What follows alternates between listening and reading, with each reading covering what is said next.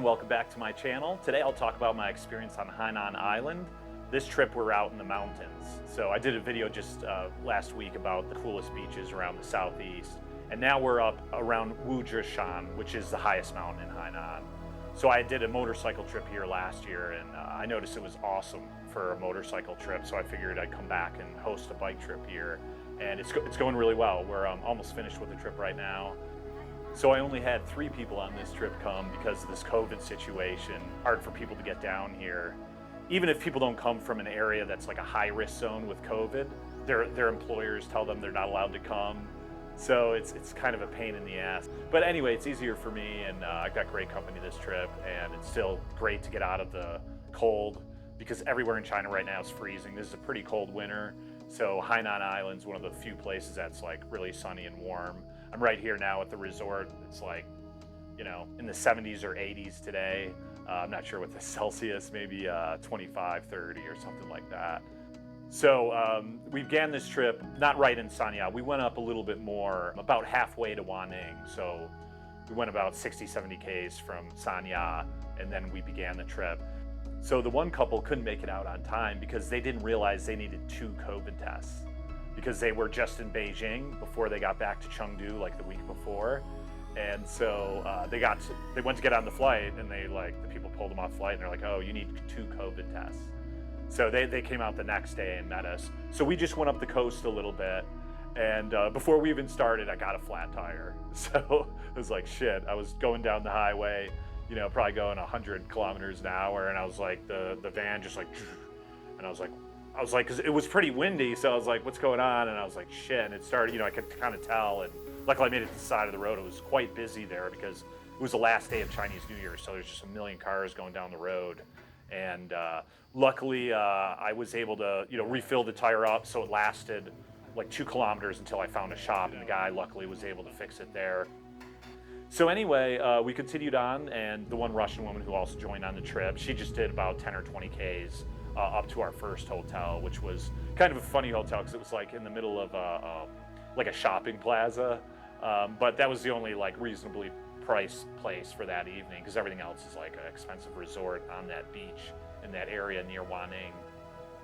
So the next day we headed out, the 3 of them started cycling and it was uphill, of course, because we're leaving the beach area. So anyway, up to the mountains is going to be, you know, mostly uphill.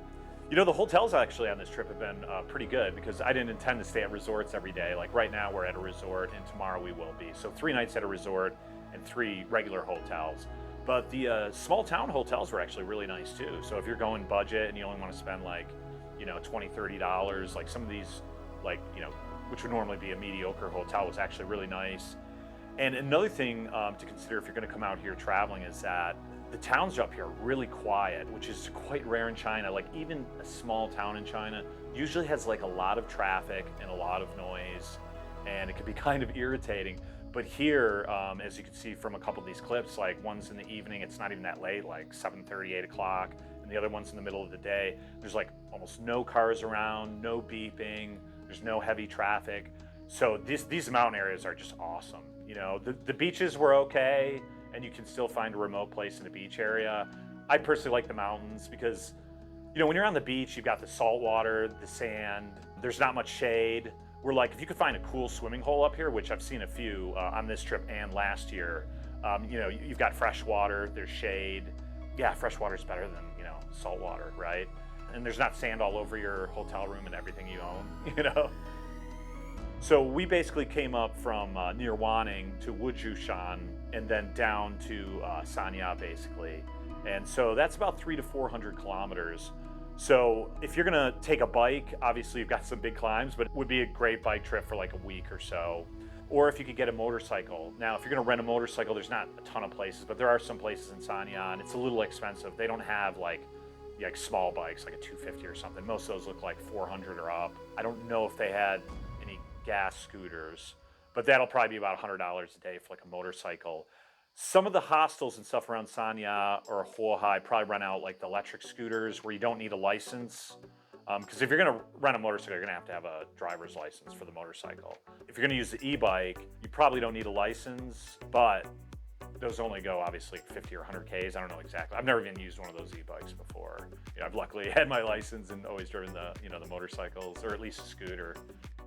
So the food has been pretty decent, actually. It's a little better than where I just was in Guangxi. It's kind of like regular Chinese food, but there's a couple little extra things, maybe like Southeast Asia, like maybe they'll cook like, some bamboo and inside they've got the rice, or they put in some like mangoes or some special things occasionally. But generally it's just regular Chinese food. What I really like is the condiments. They've usually got, and everywhere in China they basically have like, la jiao, like the spicy sauce, and vinegar, usually on the table, and sometimes soy sauce. Those are usually the 2 or 3 main things. But they also have a yellow one that might be like specific to here, or also in Thailand and some other areas. And I'm not sure what that's made of. Like sometimes it's kind of sweet, so I'm not sure if they put in mangoes or something, but that's really good. So if you see the yellow one, super spicy, but really good. So you can try that. Otherwise it is not really bland, but like nothing really too special. As far as the COVID situation, there's really not anyone wearing masks around here.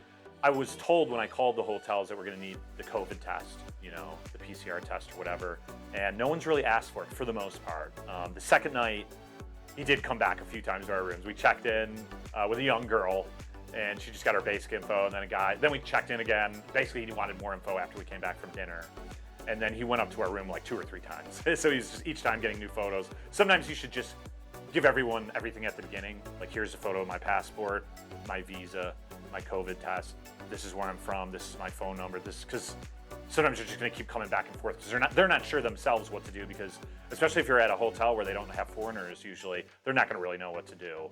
So that's kind of a hassle, but in general, that was only one night so far, and we only have one more night at a different hotel, and I think it'll be fine. So getting around that aspect hasn't been too bad. In some areas in China, like if they see foreigners, they kind of freak out and everyone puts on their mask.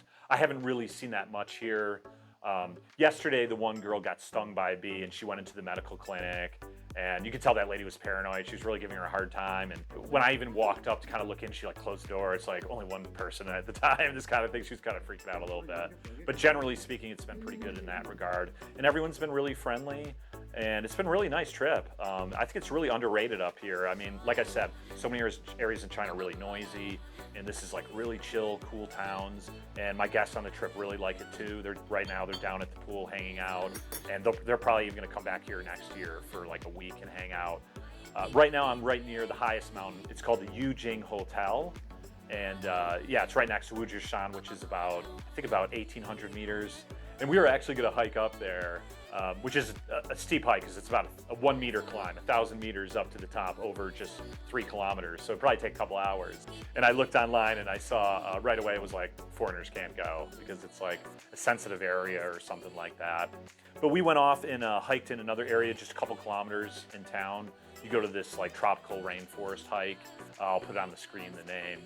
And that's like 3 kilometers, and it's a little touristy. There was a lot of people who were on the cart that took us up there, but you know how that usually is. It's like those people usually only hike like 1 kilometer, right? They're with like their grandparents and kids, so they're just kind of around the main tourist area, and then they usually go back where you can hike for like 3 Ks around, and you won't see too many people. And you could also probably swim there. You're like anywhere else in China, you're not allowed to swim, right? But there wasn't any security guard or something down the way, and there was a couple deep areas where you actually could swim. And they also had a nice view of the mountain where you can get a nice photo of yourself, or if it's cloudy, you can get a photo of yourself in front of a photo of the mountain, like I saw some guys doing. It's kind of funny. So anyway, yeah, I'd recommend it. It does remind me a little bit of Southeast Asia or Taiwan. They have kind of the Aboriginal tribes up in the mountains of Taiwan, for instance, and it's really quiet and really chill. It's kind of like that here a little bit. They also chew the binlan, which is the betel nut, which is like this green nut that you chew, and it's kind of disgusting. There's all this red stuff comes out of it, and it kind of gives you something more intense than like a nicotine high or something like that. I've tried it before in Taiwan. It's not really my thing, but it's really popular in Hainan, Taiwan, and in some places in Southeast Asia too. So you see this red spit and things all around. These resorts and stuff were like $50 maybe to $100 in peak season, but you could probably find some cheaper stuff. And those other hotels we had, which were only like 2 or 3 star hotels, those weren't that bad, and those were only like $20, $30. So if you want to hang out here for a week, you don't want to be around, obviously in Southeast Asia, a lot of these places are amazing, but they're like big backpacker places with a lot of backpackers and tourists and stuff like that. And up here, man, there's like hardly anyone. Of course, there's some Chinese tourists in some of these areas, of course. And my hotel, there's quite a decent amount. But you can still get off the beaten path here a little bit. And if you want to come up here on your motorcycle or a scooter or do a bike trip, I definitely recommend it. These roads are really quiet. Roads generally in China are going to be really busy, especially around Chinese New Year. And, there's only a car here every 30 seconds or something like that. And they're really wide and well paved and nice scenery. And so I definitely recommend coming out here for a bike trip or scooter trip, or just take a bus or public transport to like the town I'm in, Wuzhishan, and spend a few days. Definitely worth it. So I hope this video was helpful for you and you enjoyed. Like and subscribe, and I'll see you next time. Cheers.